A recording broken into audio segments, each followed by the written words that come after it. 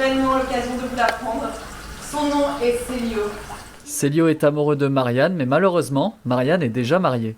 C'est une histoire d'amour qui se joue à la salle de spectacle Jean Villard à Marly-le-Roi. Les Caprices de Marianne, pièce écrite par Alfred de Musset et mise en scène par Roch-Antoine Albaladejo.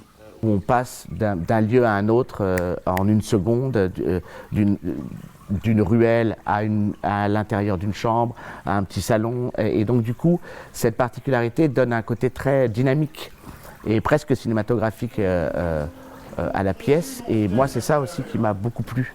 Parce que du coup, on avait à imaginer tout un travail sur les liaisons pour passer d'une scène à l'autre.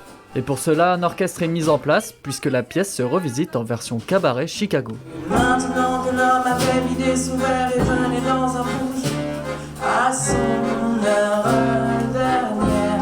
Et puis l'originalité, c'est la mise en musique, où en fait on a vraiment un répertoire, on a créé un répertoire d'une dizaine de chansons que nous avons écrites nous-mêmes. Musicalement, on s'est inspiré aussi d'autres chansons, des standards de jazz ou autres.